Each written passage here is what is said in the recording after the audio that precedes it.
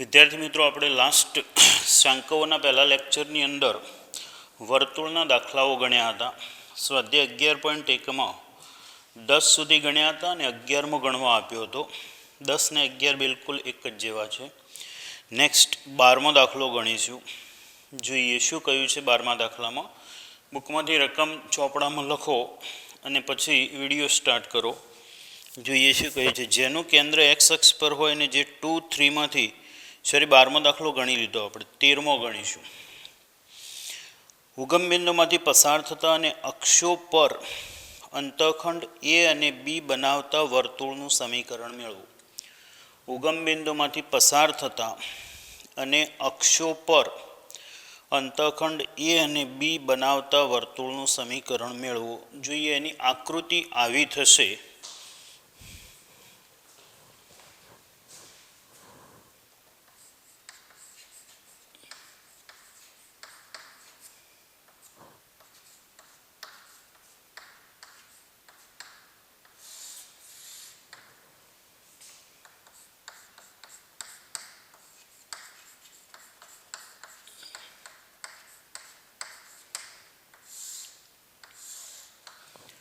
આવું વર્તુળ થશે. ઉગમ બિંદુમાંથી પસાર થાય છે અને અક્ષો પર એ અને બી અંતઃખંડ કાપે છે. આ પ્રમાણે આપણે એની આકૃતિ દોરીએ.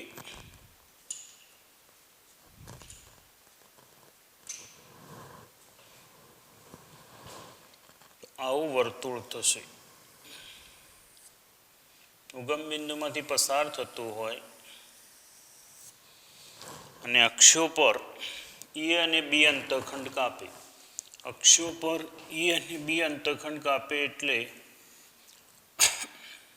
આ લંબાઈ થશે સ્મોલ એ. એટલે આ બિંદુના યામ થાય A0 અને આ બિંદુના યામ થશે 0B. આટલું અંતર બી હશે. વાય અંતઃખંડ બી કાપે છે. આ બી એટલે બી 0B અને ઉગમ બિંદુમાંથી પસાર થાય છે માટે O00. તો ટૂંકમાં એવું થઈ જશે કે વર્તુળ એ 3 બિંદુઓમાંથી પસાર થાય છે. O00, A0 અને B0B. તો અહીંયા આપણે આ દાખલો બે રીતે ગણીશું. તો જુઓ, પહેલી રીત આવી છે.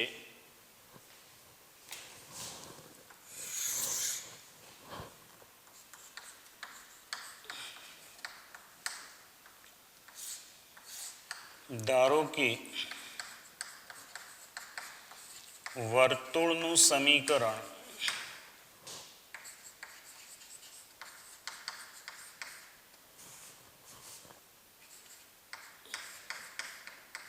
x² + y² + 2gx + 2fy + c = 0. વર્તુળનું સમીકરણ આવું છે.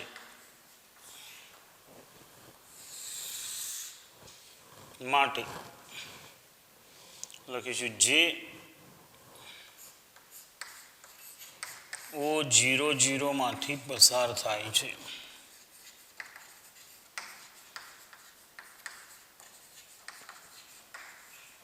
મૂકી દઈએ તો માટે 0 નો વર્ગ 0 +0 +0 +0 + c એટલે કે c = 0. જેને એકમાં મૂકતા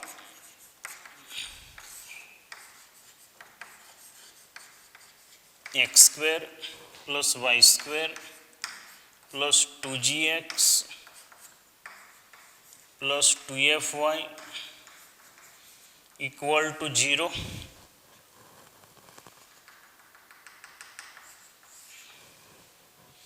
લખીશું જે A0 માંથી પસાર થાય છે.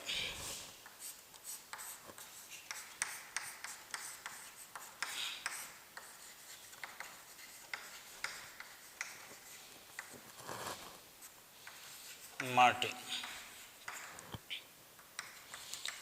a² plus 0 plus 2GA plus 0 equal to 0. હવે એ વડે ભાગી શકાશે કારણ કે એ 0 નહીં હોય. એ 0 હોય તો આ બિંદુ અહીંયા આવી જાય, એટલે એ વડે ભાગીએ તો a plus 2g equal to 0.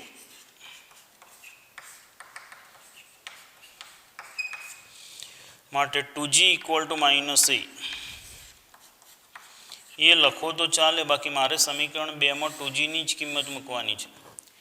g ની કિંમત મૂકીને 2 વડે ગુણો તોય ચાલે. જે B0B માંથી પસાર થાય છે.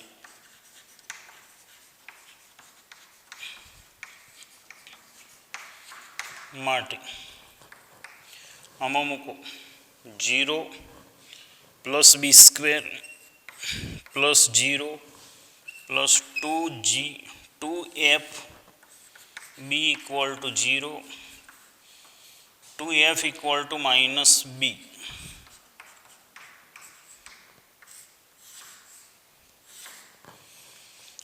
પરિણામ 2માં મૂકતા x² plus y² minus ax minus by equal to 0.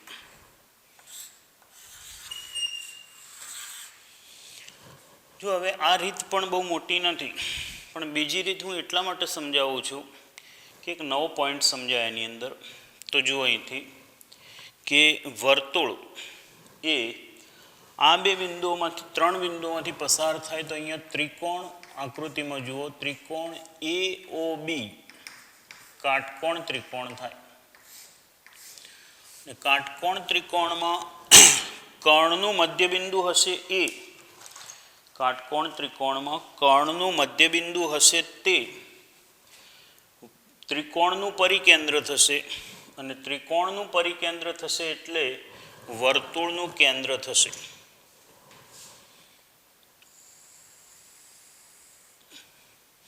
આ પોઈન્ટ સમજાય એટલા માટે હું તમને અહીંયા આ જેનું છે એનું મધ્યબિંદુ કાટકોણ ત્રિકોણમાં કર્ણનું મધ્યબિંદુ એ પરિકેન્દ્ર થાય, ને પરિકેન્દ્ર એ વર્તુળનું કેન્દ્ર થાય, અને વર્તુળનું કેન્દ્ર થાય તો કેન્દ્ર મળી જાય. કેન્દ્રથી કોઈ પણ એક બિંદુનું અંતર એટલે ત્રિજ્યા મળે. ત્રિજ્યા અને કેન્દ્રથી વર્તુળનું સમીકરણ મળશે. આ પોઈન્ટ સમજાય એટલા માટે જો હું અહીંયા લખું છું તો અહીં ત્રિકોણ OAB કાટકોણ ત્રિકોણ થાય. તમે શક્ય હોય તો લાલ પેનથી લખો.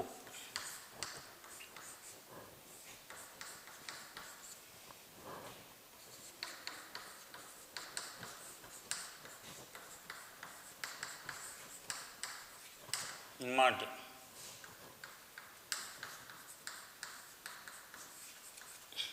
ત્રિકોણનું પરિકેન્દ્ર ઇક્વલ ટુ કર્ણ રેખાખંડ AB નું મધ્યબિંદુ.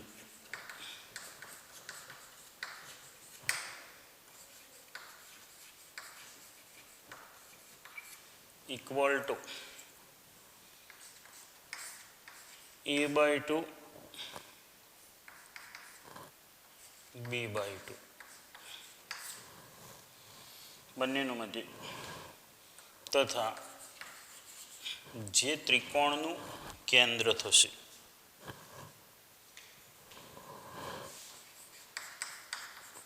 જે વર્તુળનું કેન્દ્ર થશે.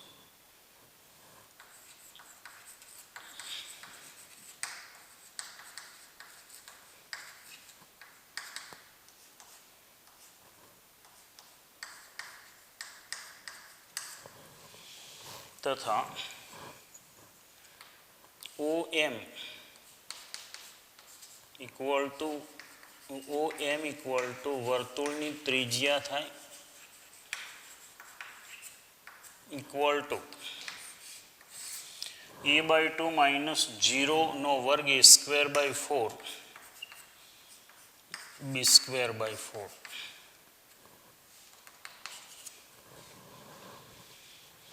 માટે વર્તુળનું સમીકરણ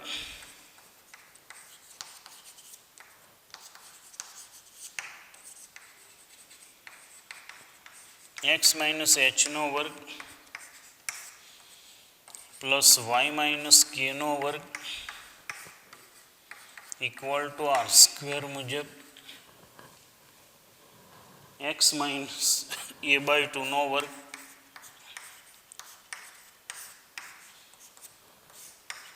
y माइनस बी बाय 2 नो वर्ग equal to square of this square root cancel थी जैसे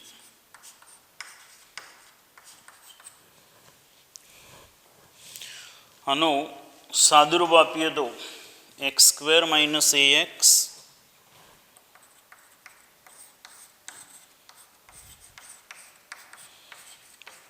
plus a square by 4 y square minus b y plus b square by 4 a square by 4 plus b square by 4 बंने बाजू थी ए square by 4 ने B square by 4 दूर थशे x square plus y square minus a x minus b y equal to 0 ત્રણ બિંદુઓમાંથી પસાર થતો હોય અને એ ત્રણ બિંદુઓ વડે કાટકોણ ત્રિકોણ રચાતો હોય તો આ રીત વધારે સારી રહેશે. આ દાખલામાં તો એક ઉગમ બિંદુ હતું એટલે બરાબર છે, પણ દાખલા તરીકે આની જગ્યાએ અહીંયા બિંદુ હોય અહીંયા અને એબીસીમાંથી પસાર થતો વર્તુળ હોય તો પણ કાટકોણ ત્રિકોણથી સરળતાથી આપણે ગણી શકીએ. જોઈએ નેક્સ્ટ 14મો દાખલો. 2, 2, 4, 5 માંથી પસાર થતા વર્તુળનું સમીકરણ મેળવો. તો કેન્દ્ર તો આપેલું છે, ત્રિજ્યા કેવી રીતે મળશે? તો ત્રિજ્યાની વ્યાખ્યા પરથી કેન્દ્ર અને વર્તુળ પરના દરેક બિંદુનું અંતર એ બંને વચ્ચેનું અંતર એ ત્રિજ્યા થાય. એટલે લખીશું અહીં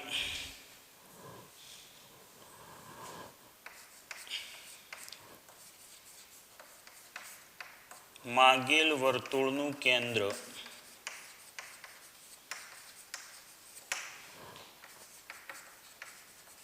HK इक्वल टू 4, 5 सॉरी 2, 2 છે 2, 2 આપેલ છે તથા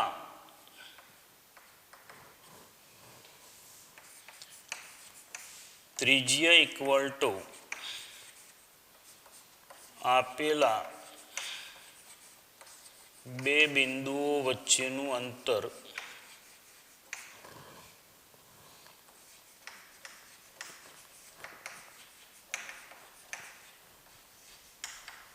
થાય ઇક્વલ ટુ 4 માઇનસ 2 નો વર્ગ એક્સ યામના તફાવતનો વર્ગ માઇનસ વાય યામના તફાવતનો વર્ગ. 4 माइनस 4, 5 છે હા equal to 4 minus 2 square of 2 is 4 and square of 3 is 9 square root of 13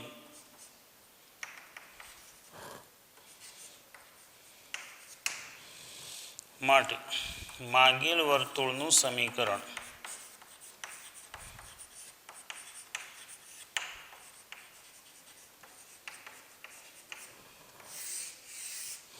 x minus h नो वर्ग प्लस वाय माइनस के नो वर्ग इक्वल टू आर स्क्वेर मुजब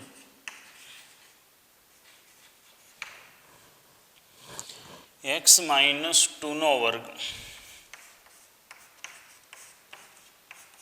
प्लस वाय माइनस 2 नो वर्ग स्क्वेर रूट ऑफ 13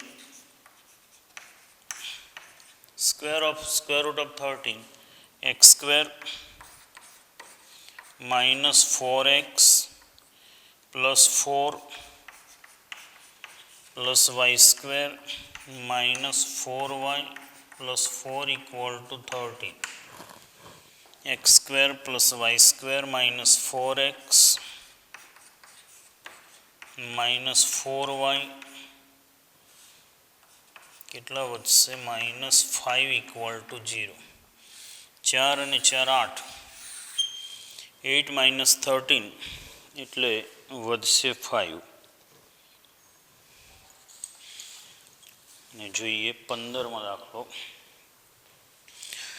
બિંદુ આપેલો છે એ વર્તુળની અંદર, બહાર કે વર્તુળ પર છે તે નક્કી કરવાનું છે. મિત્રો, એક પોઈન્ટ અહીંયા આપણે યાદ કરીશું, નોંધવાની જરૂર પડે તો એને નોંધીશું પણ. કોઈપણ બિંદુ કોઈપણ વક્રના કયા ભાગમાં છે?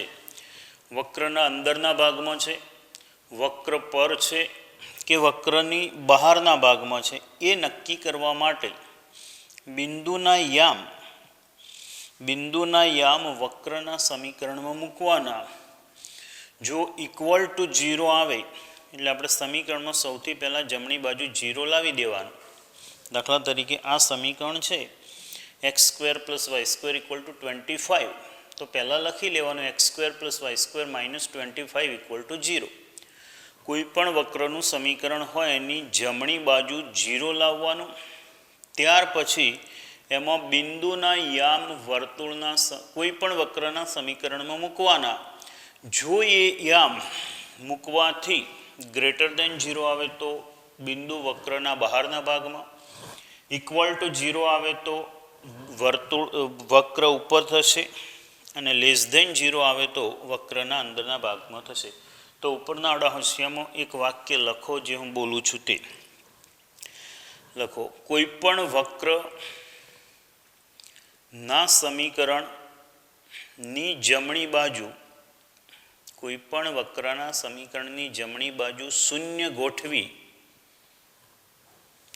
ગોઠવી ડાબી બાજુમાં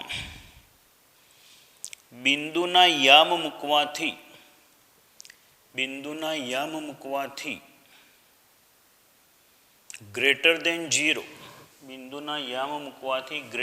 0 આવે તો બિંદુ વક્રના બહારના ભાગમાં છે. > 0 આવે તો બિંદુ વક્રના બહારના ભાગમાં છે. ઇક્વલ ટુ 0 આવે તો બિંદુ વક્ર ઉપર છે. અને <0 આવે તો બિંદુ વક્રના અંદરના ભાગમાં છે તેમ કહેવાય.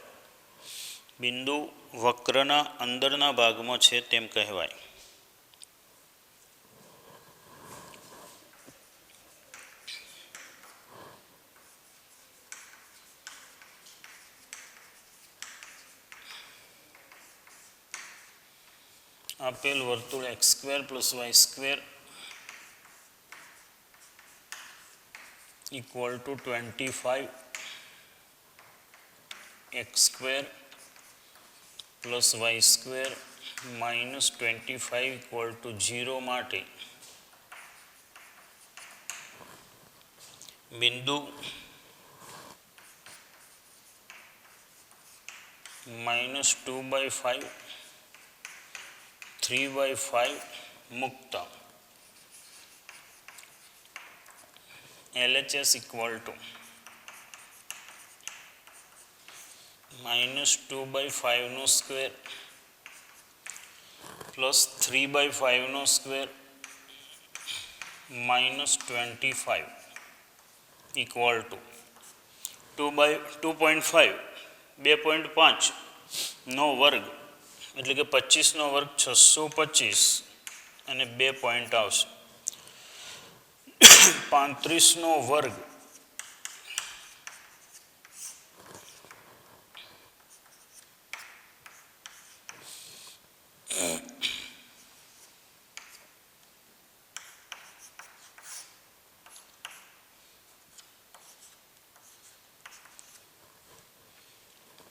12.25,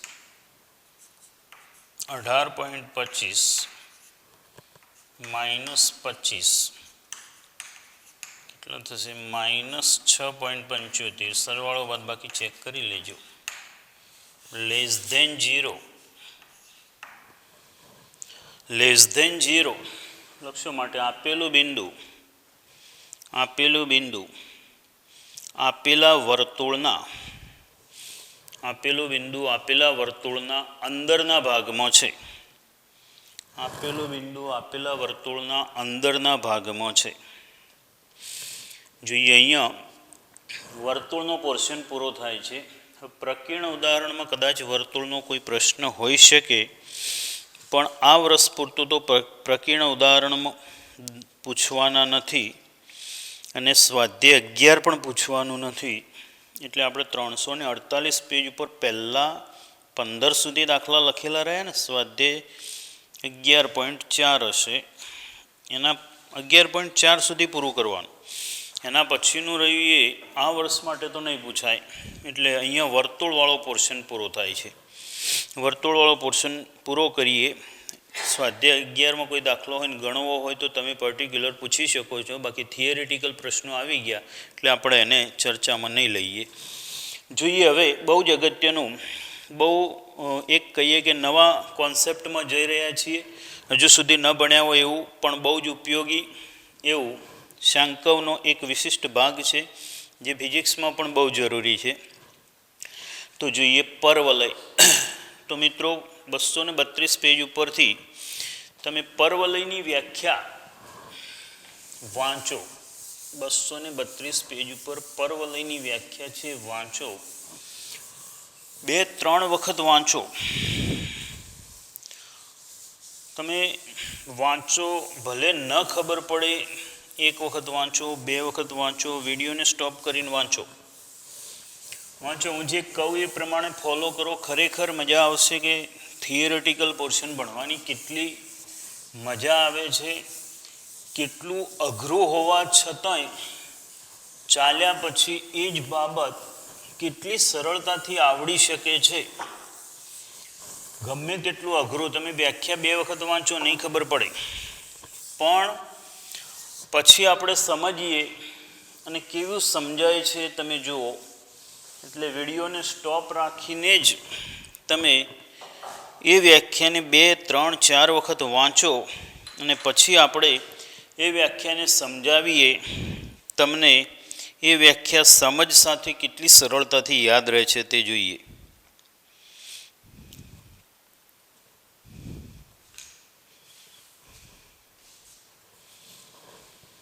તો પરવલય આમ જોઈએ તો એક પ્રકરણ જ છે.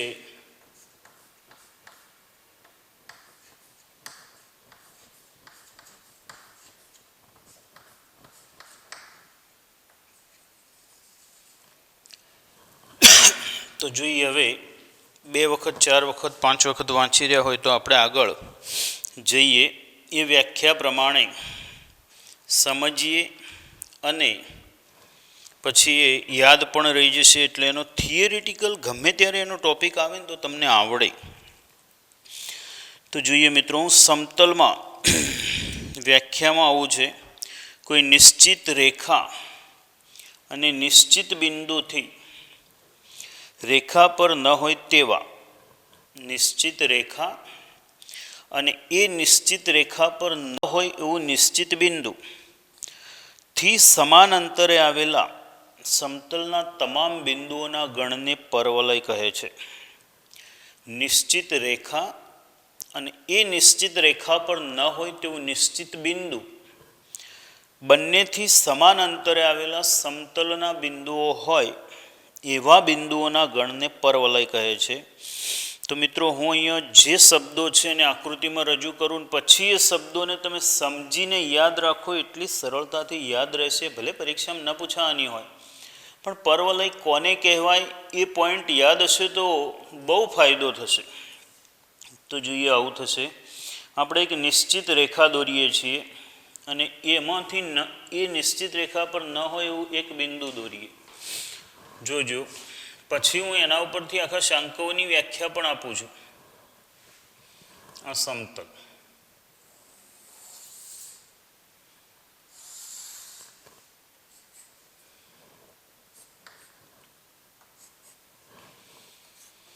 હવે આપણે જે પ્રમાણિત પરવલય ભણવાનો છે તે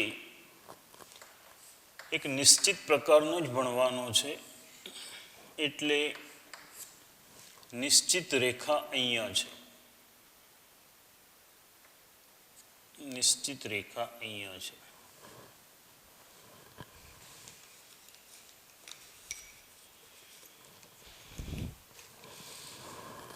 આ નિશ્ચિત રેખા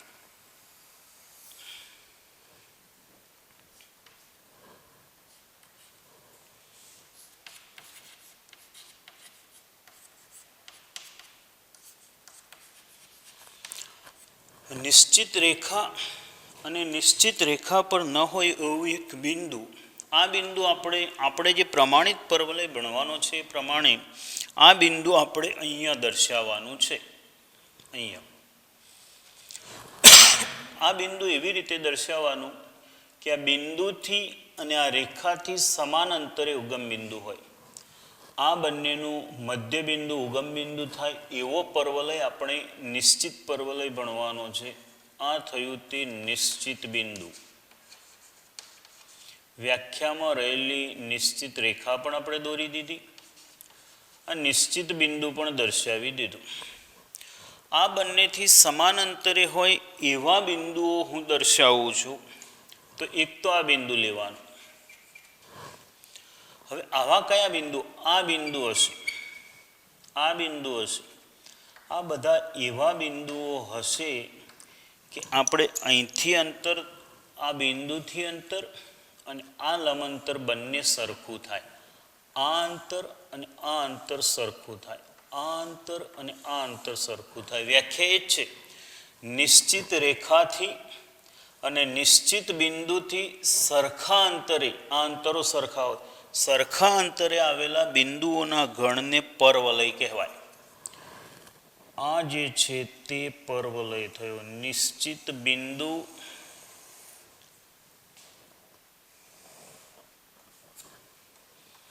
આ એવા બિંદુઓનો ગણ છે, એવા બિંદુઓ દ્વારા વક્ર બને છે કે આ વક્ર પરનું આ રેખાથી અંતર અને આ બિંદુથી અંતર સરખું થાય. આ બંને સમાન થાય. અહીંયાથી આ બંને સમાન થાય. સમજાયું? વ્યાખ્યામાં કશું રહ્યું જ નહીં. વિચારો આકૃતિ તો નિશ્ચિત રેખા અને તે રેખા પર ન હોય તેવા નિશ્ચિત બિંદુ, એટલે કે બિંદુમાંથી ન પસાર થતી હોય એવી નિશ્ચિત રેખાથી સમાન અંતરે આવેલા તમામ બિંદુઓના ગણને પરવલય કહેવાય. આ બિંદુથી, આને હું ચલિત બિંદુ લખું છું PXY, તો આ બિંદુથી આનું અંતર અને આ બિંદુથી આ લંબાંતર બંને સમાન થશે. આ નિશ્ચિત બિંદુને આપણે નામ આપવાનું છે પ્રમાણિત છે, એટલે પ્રમાણિત નામ આપીશું. તો આ નિશ્ચિત બિંદુને આપણે નામ આપીશું S. આ રેખાને નામ આપીશું, આ લંબપાદને નામ આપીશું M. તો મિત્રો, પરવલયનું પ્રમાણિત સમીકરણ આની મદદથી મળે. SP બરાબર PM લઈ લો એટલે સાદુરૂપ આપવાથી જે મળે તે પરવલયનું પ્રમાણિત સમીકરણ થશે. તો વ્યાખ્યા જુઓ તો બિલકુલ ઇઝી થઈ ગઈ. જુઓ શું કહે છે વ્યાખ્યા? નિશ્ચિત રેખા અને તે રેખા પર ન હોય તેવા નિશ્ચિત બિંદુ બંનેથી સમાન અંતરે આવેલા બિંદુઓના ગણને પરવલય કહે છે. આ બંને અંતરો સરખા હોય અને પરવલય કહેવાય. હવે મિત્રો, હું અહીંયા શાંકવની વ્યાખ્યા આપું છું. સમજો, પરીક્ષામાં ભલે ક્યાંય ના પૂછવાની હોય. શાંકવ કોને કહેવાય?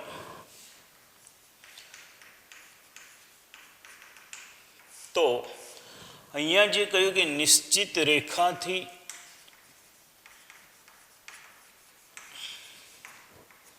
અને નિશ્ચિત બિંદુ થી અંતર, નો ક્રમ ઉલટાવી દેજો. નિશ્ચિત રેખા એટલે L, નિશ્ચિત બિંદુ એટલે S, એટલે નિશ્ચિત બિંદુથી અંતર એટલે SP, નિશ્ચિત રેખાથી લંબ અંતર એટલે PM. પરવલયમાં એવું કહ્યું કે નિશ્ચિત રેખાથી અને તે બિંદુમાંથી નિશ્ચિત બિંદુ તે રેખા પર ન હોય તેવા નિશ્ચિત બિંદુથી અંતરો સમાન અંતરે આવેલા બિંદુઓના ગણને પરવલય કહે છે. હું આના ઉપરથી 4 વ્યાખ્યાઓ આપું છું. જોજો, આ અંતર SP/PM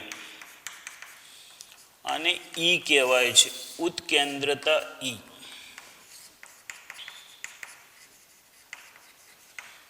ઉત્કેન્દ્રતા E.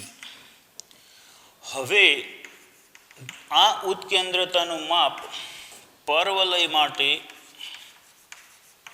1 થઈ જાય. SP/PM = 1. therefore SP = PM. SP = PM એના શબ્દો શું? બિંદુ નિશ્ચિત રેખાથી અને સમતલ નિશ્ચિત રેખાથી અંતર અને નિશ્ચિત બિંદુથી અંતરનો ગુણોત્તર બંને સમાન અંતરે આવેલા હોય એ SP = PM. જો આનું મૂલ્ય E <1 હોય તો ઉપવલય થશે અને E <1 હોય તો અતિવલય થાય. હવે ધ્યાન આપો, માત્ર આટલા પરિણામ ઉપરથી આપણે 4 વ્યાખ્યાઓ આપીએ. SP/PM. SP/PM માં S એ નિશ્ચિત બિંદુ છે, M એ રેખાથી લંબાંતર માટેનો લંબપાદ ઉપયોગમાં લીધેલો છે, અને P એ ચલિત બિંદુ છે. તો મિત્રો એવું કહેવાશે, આ જે છે વ્યાપક સ્વરૂપની વ્યાખ્યા એ શાંકવોની વ્યાખ્યા છે. એમાં E <1 લઈએ તો ઉપવલયની વ્યાખ્યા બને, E = 1 લઈએ તો પરવલયની વ્યાખ્યા બને, E <1 લઈએ તો અતિવલયની વ્યાખ્યા બને. તો જુઓ મિત્રો, હું 4 વ્યાખ્યાઓ આપું છું, સમજો, યાદ રાખો.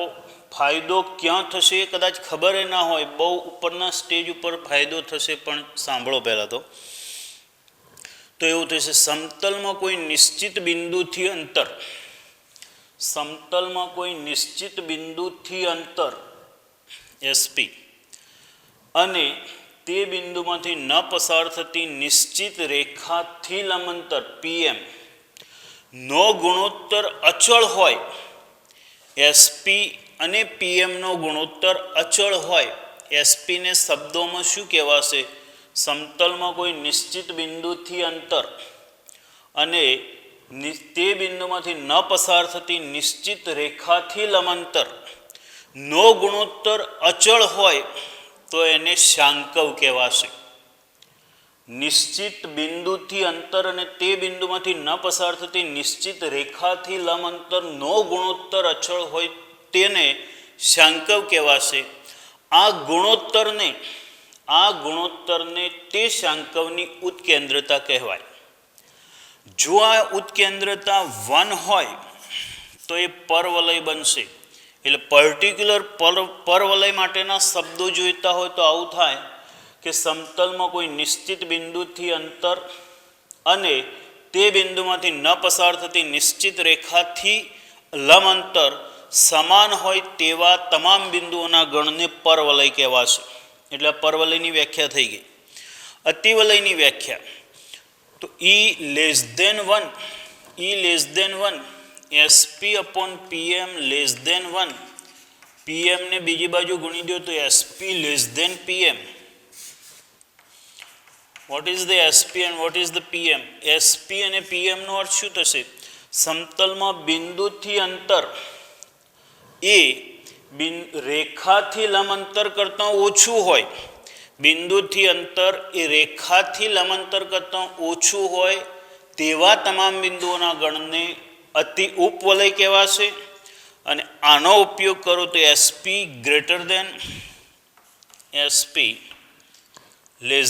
આમાં SP PM થઈ જશે.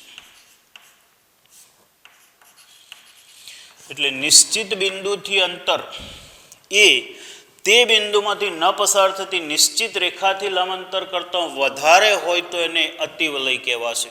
કેટલી બધી વ્યાખ્યાઓ, એક ગુણોત્તર સમજો તો એની અંદર આવે છે. નિશ્ચિત બિંદુથી અંતર અને તે બિંદુમાંથી ન પસાર થતી નિશ્ચિત રેખાથી લંબાંતરનો ગુણોત્તર અચળ હોય, અચળ ગમે તેટલો હોય, અચળ હોય તો એને આપણે શાંકવ કહીશું. આ અચળ ગુણોત્તરને શાંકવની ઉત્કેન્દ્રતા કહે છે. પરવલય માટે શાંકવની ઉત્કેન્દ્રતા 1 છે અને માટે પરવલયની વ્યાખ્યા આવી થશે કે કોઈ સમતલના કોઈ નિશ્ચિત બિંદુથી અંતર અને તે બિંદુમાંથી ન પસાર થતી નિશ્ચિત રેખાથી લંબાંતર સમાન હોય તેવા તમામ બિંદુઓના ગણને પરવલય કહે છે. પરવલયની ઉત્કેન્દ્રિતા E ઇઝ ઓલવેઝ 1, હંમેશા પરવલયની ઉત્કેન્દ્રિતા 1 જ હશે. ત્યાર પછી ઉપવલયની વ્યાખ્યા આપીએ તો સમતલમાં કોઈ નિશ્ચિત બિંદુથી અંતર અને તે બિંદુમાંથી પસાર થતી નિશ્ચિત બિંદુથી અંતર એ તે બિંદુમાંથી ન પસાર થતી નિશ્ચિત રેખાથી લંબાંતર કરતાં ઓછું હોય તો એને ઉપવલય કહેવાશે. ઉપવલયની ઉત્કેન્દ્રિતા હંમેશા 1 થી નાની હશે. અતિવલય માટે કોઈ પણ બિંદુ નિશ્ચિત બિંદુથી અંતર એ તે નિશ્ચિત બિંદુમાંથી ન પસાર થતી નિશ્ચિત રેખાથી લંબાંતર કરતાં વધારે હોય તો તેવા તમામ બિંદુઓના ગણને અતિવલય કહેવાશે. અને અતિવલય માટે હંમેશા ઉત્કેન્દ્રિતા eccentricity of hyperbola is always greater than 1. પરવલય માટે E1, E એસેન્ટ્રિસિટી છે માટે E ઉત્કેન્દ્રિતાને અંગ્રેજીમાં એસેન્ટ્રિસિટી કહેવાય માટે E equal to 1 for parabola. Ellipse માટે ઉપવલય માટે E ઇઝ લેસ દેન 1, અતિવલય માટે E ઇઝ ગ્રેટર દેન 1. બધી જ વ્યાખ્યાઓ આવી ગઈ. ઉત્કેન્દ્રતા કોને કહેવાય એ પણ આવી ગઈ. અને નિશ્ચિત બિંદુને આપણે નાભી કહીશું. એટલે આપણે તો નથી કહેવાનું, આપણે તો જેને શોધ્યું એને નામ આપ્યું છે એ નામ બોલવાનું જ છે. એસ રિપ્રેઝન્ટ નાભી, ફોકસ. પેલામાં પણ એ જ આવી ગયું. જે નિશ્ચિત બિંદુ છે એ બિંદુ એ શાંકવની નાભી છે. આ શાંકવની નાભી આ થઈ. આ નિશ્ચિત રેખાને શાંકવની નિયામિકા કહે છે. શાંકવની નિયામિકા કહે છે. તો મિત્રો અહીંથી ઘણી બધી વ્યાખ્યાઓ ક્લિયર થઈ. એક પણ વ્યાખ્યા ગોખવાની જરૂર નથી. આકૃતિને શબ્દોને આકૃતિ સાથે જોડી દો, બધી વ્યાખ્યાઓ ભેગી થઈ જશે, સરળતાથી યાદ પણ રહી જશે. એટલે પરવલય આ દર્શાવે છે બંને અંતરો સમાન હોય પરવલય. હવે અહીંથી જોઈએ તો પરવલય માટે નાભી અને નિયામિકા, એના પરથી આગળ વ્યાખ્યાઓ જોઈએ તો આ શાંકવની વ્યાખ્યા હવે ક્લિયર થઈ ગઈ. અહીંયા આપણે ઉપવલય, શાંકવો, ઉપવલય, પરવલય, ઉપવલય, અતિવલય બધાની વ્યાખ્યાઓ ક્લિયર થઈ ગઈ. એક પર્ટિક્યુલર MCQ છે એમ કહીએ તો ચાલે. જો SP/PM આ ગુણોત્તરનું મૂલ્ય 0 થાય તો એ વર્તુળ દર્શાવે છે. બિંદુ અને રેખા ભેગા થઈ જાય ને, આ રેખા અહીંયા આવી જાય પછી તમે અંતર ફિક્સ દોરો તો એક વર્તુળ રચાય. એટલે ઉપરના આડા હાંસિયામાં લાલ પેનથી લખી લેશો E ઇક્વલ ટુ 0. વર્તુળ માટે E ઇક્વલ ટુ 0. વર્તુળ માટે E ઇક્વલ ટુ 0. એની બાજુમાં જ લખી લો પરવલય માટે E ઇક્વલ ટુ 1. પરવલય માટે E ઇક્વલ ટુ 1. તો જોઈએ હવે પરવલયમાં આગળ વધીએ. શાંકવોમાંથી બધા જ ત્રણે ત્રણ શાંકવો, શાંકવ અને 3 શાંકવોના વિશિષ્ટ પ્રકાર, એની વ્યાખ્યા ચારે વ્યાખ્યાઓ આપી દીધી. નિશ્ચિત બિંદુને તે શાંકવની નાભી એટલે અહીંયા આ થયું પરવલયની નાભી થઈ. અને નિશ્ચિત રેખાને એટલે નિયામિકા કહે છે માટે આ રેખા એ પરવલયની નિયામિકા થઈ. હવે આપણે જે પ્રમાણિત પરવલયનું સમીકરણ ઉપયોગમાં લેવાનું છે એ સમીકરણને સમજીએ.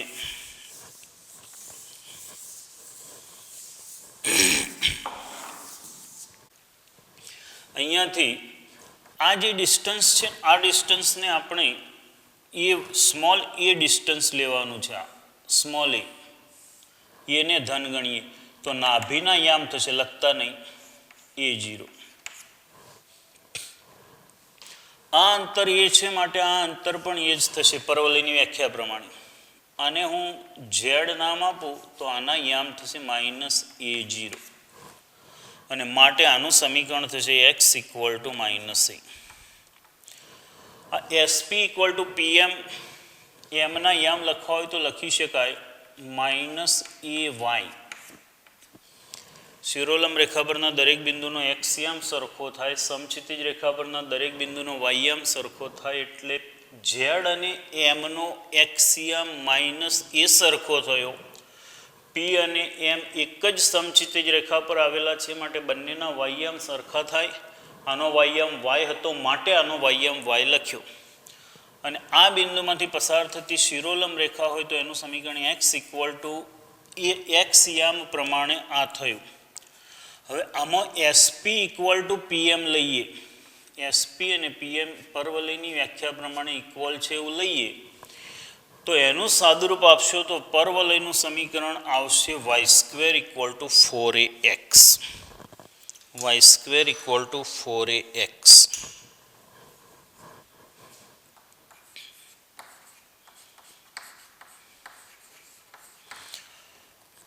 તો આ પરવલય છે, આવા બે પરવલય ભણવાના છે. જેની નાભી એક્સ અક્ષ પર હોય એવો એક પરવલય, એ આ ટાઈપનો મળશે, એની નિયામિકા શિરોલંબ રેખા હશે. બીજો એક પરવલય અહીંયા વિચારી શકાય આમ, આ પ્રમાણે જેની નાભી વાયક્ષ પર હોય અને નિયામિકા સમક્ષિતિજ રેખા હોય એવો એક બીજો પરવલય આવશે. તો હવે આ બધાના જે પરિણામો દાખલા ગણવામાં વપરાશે એને આપણે નોંધીએ છીએ. તો આવું થશે.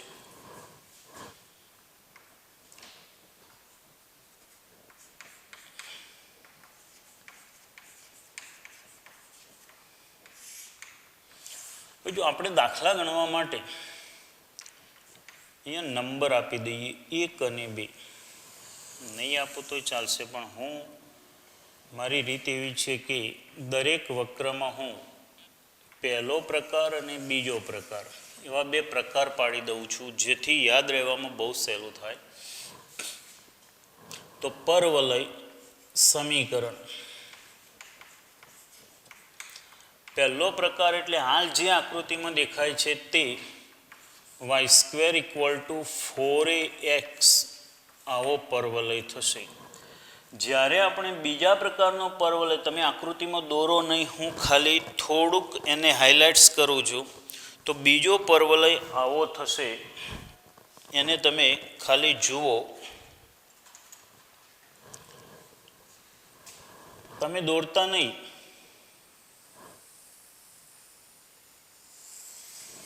આવો થશે બીજો પરવલય. આ પરવલયની નાભી ક્યાં હશે?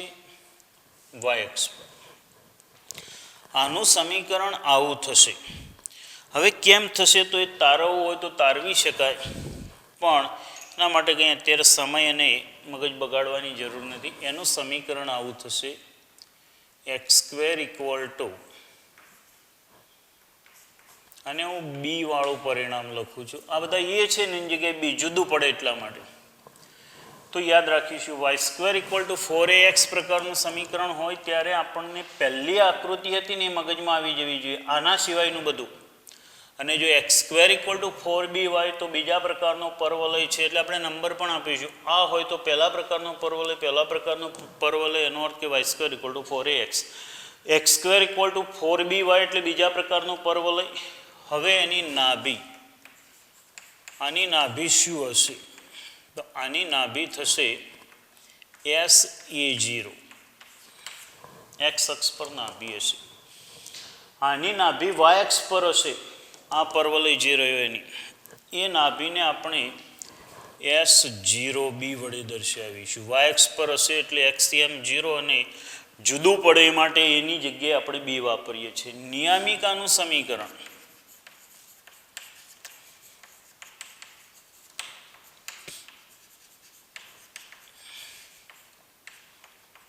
x equal to -a. આ રીતે રેખા આમાં બિલકુલ પેરેલલ જ છે. એક્સની જગ્યાએ વાય આવે, વાય એની જગ્યાએ બી આવે. દાખલા આપણે આની મદદથી જ ગણવાના છે. હવે બીજી વ્યાખ્યાઓ આપીએ અને પછી એને નોંધતા જઈએ. તો યાદ કરો મિત્રો, આપણે વર્તુળમાં જીવા કોને કહી હતી? વર્તુળમાં જીવા કોને કહી હતી? તો જે રેખાખંડના બંને અંત્યબિંદુઓ જે રેખાખંડના બંને અંત્યબિંદુઓ વર્તુળ પર હોય અને વર્તુળની જીવા કહેવાય. જે જીવા કેન્દ્રમાંથી પસાર થાય એ જીવા વ્યાસ બની જાય અને વ્યાસ એ સૌથી મોટી જીવા છે અને એને અનુરૂપ આપણે ઘણા બધા પરિણામો લખ્યા હતા. અહીંયા પરવલયમાં એનું એ જ શબ્દો થશે કે જે રેખાખંડના બંને અંત્યબિંદુઓ પરવલય પર હોય, જે રેખાખંડના બંને અંત્યબિંદુઓ પરવલય પર હોય અને પરવલયની જીવા કહે છે. આવી હશે પરવલયની જીવા.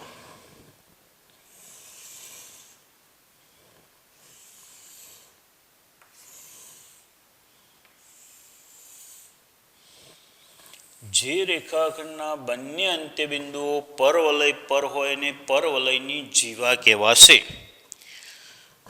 વર્તુળમાં આવું જોઈએ તો જે રેખાખંડના અંત્યબિંદુઓ વર્તુળ પર હોય અને વર્તુળની જીવા કહેવાય. જે રેખાખંડના બંને અંત્યબિંદુઓ પરવલય પર હોય અને પરવલયની જીવા કહેવાય. પરવલયની જે જીવા નાભીમાંથી પસાર થાય, પરવલયની તો અસંખ્ય જીવાઓ છે, મેં આ તો આટલી જ દોરી. પરવલયની જે જીવા નાભીમાંથી પસાર થાય અને પરવલયની નાભી જીવા કહેવાશે. પરવલયની નાભીમાંથી પસાર થતી જીવાને પરવલયની નાભી જીવા કહેવાશે. અને પરવલયની નાભી જીવા અને પરવલયનો અક્ષ, એના પહેલાં આપણે પરવલયના અક્ષની વ્યાખ્યા આપી દઈએ. તો આ પરવલય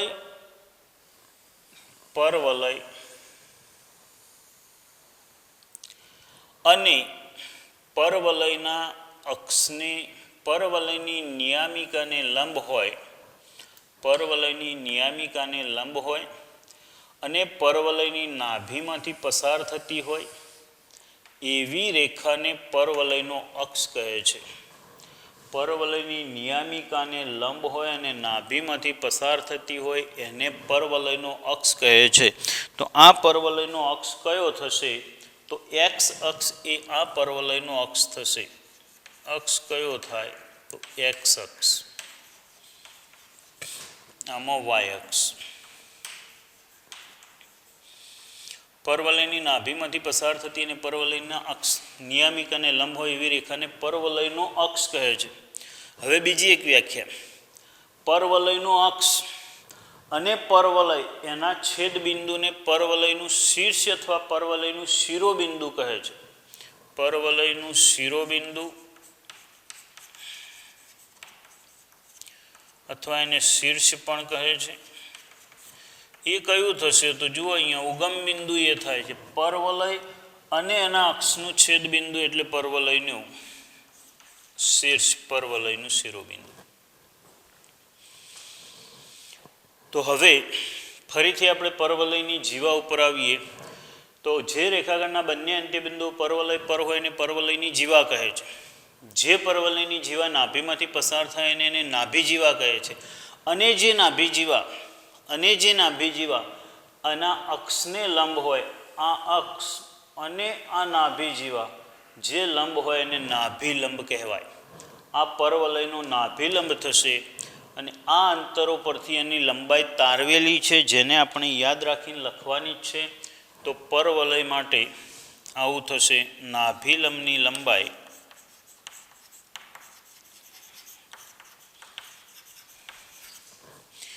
(4) b અને નાભિલંબના અંત્યબિંદુઓ. હવે જો અહીંયા આ શિરોલંબ રેખા પર આવેલા બિંદુઓ છે, આનો એક્સિયામ એ છે, માટે આ બંને બિંદુઓના એક્સિયામ એ જ થશે. અને અંતર 4 છે એટલે આ અડધું અંતર 2a થયું એટલે આવું થશે. અને આમાં બીજું કશું જ નહીં કરવાનું, અલ્ટરનેટ ચેન્જ કરી દેવાનું, 2bb આવું થશે. હવે જો એ ગ્રેટર દેન, આ આકૃતિમાં તમે દર્શાવી દેજો, એ ગ્રેટર દેન 0 હશે તો જ બિંદુ આ જે નાભી એક્સ અક્ષની ધન દિશામાં દર્શાવીને એ મળશે. એટલે એ ગ્રેટર દેન 0 હશે તો પરવલયનો શેપ આવો થશે. એ લેસ દેન 0 હશે તો આવો થશે. એટલે એનો આલેખ કહીએ તો આવો થાય: એ ગ્રેટર દેન 0 માટે પરવલય આવો થશે. આ આકૃતિ પણ દોરવાની છે. એ લેસ ધેન 0 માટે પરવલય આવો થશે. આ સૂત્ર એકે જુદું યાદ નથી રાખવાનું. અહીંયા થશે બી ગ્રેટર દેન 0 માટે પરવલય આવો થશે.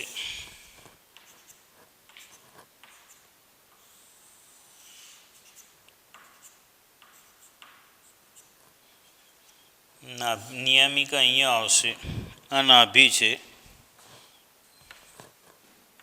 નિયામિકા એલ, નાભી એલ અને બી લેસ ધેન 0 માટે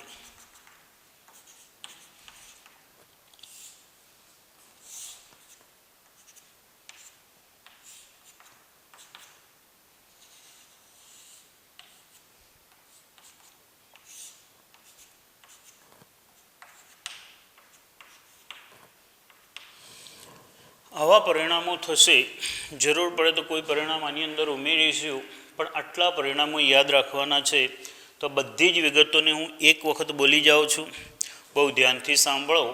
જરૂર પડે તો પછી વિડીયો ફરીથી રિવાઇઝ કરીને તમે સાંભળી શકો.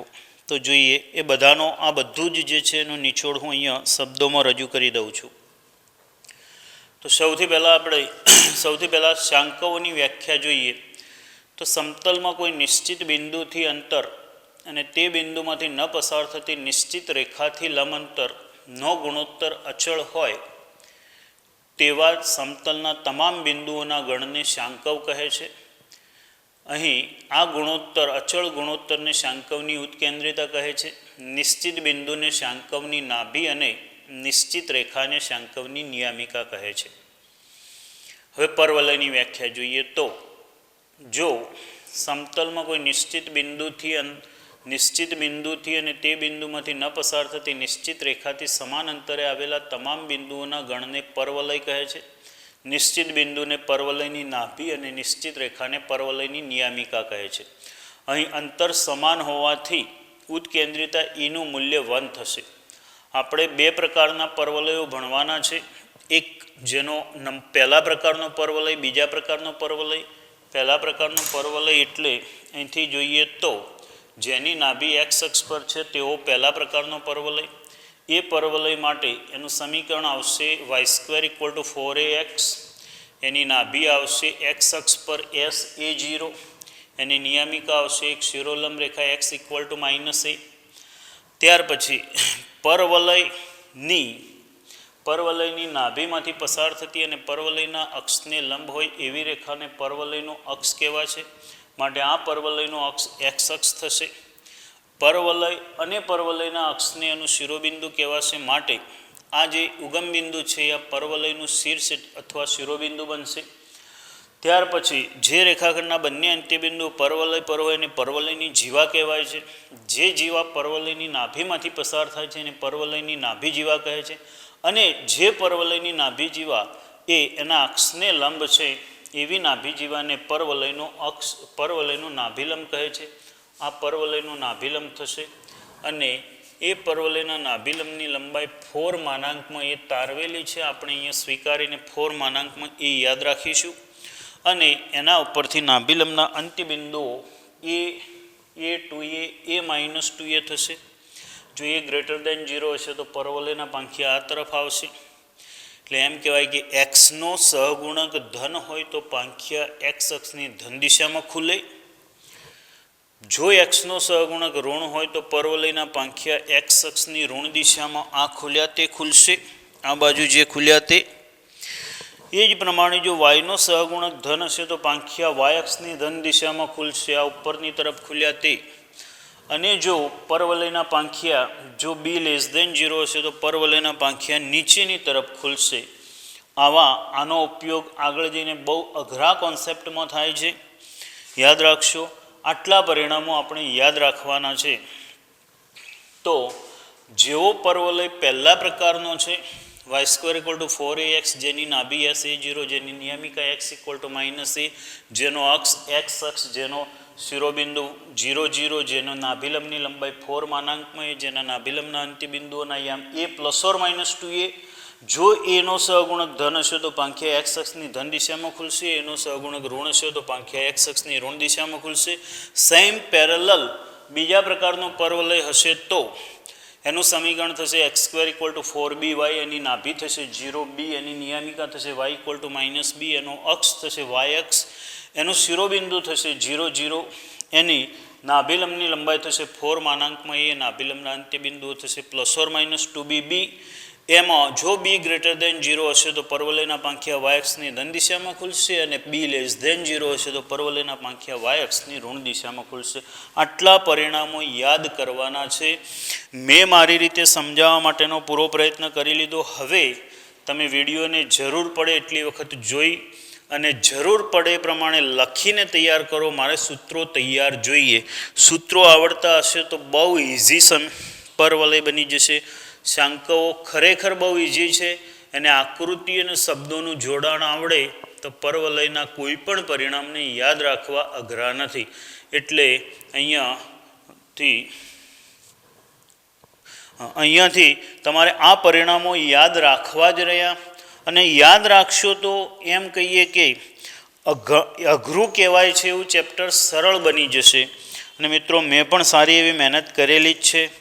અને આ પરિણામો યાદ રાખશો ખરેખર ખૂબ ફાયદો થશે. અને આના પછીના બધા જ ભાગ તમે સરળતાથી ગણી શકશો. બહુ કંઈ ખાસ છે જ નહીં. આટલો જ ભાગ છે ને આટલા જ પરિણામો છે. એને યાદ રાખો અને બરાબર તૈયાર કરી રાખજો. એટલે નેક્સ્ટ લેક્ચરની અંદર આપણે એના દાખલા ગણીએ. આટલા સુધી રાખીશું.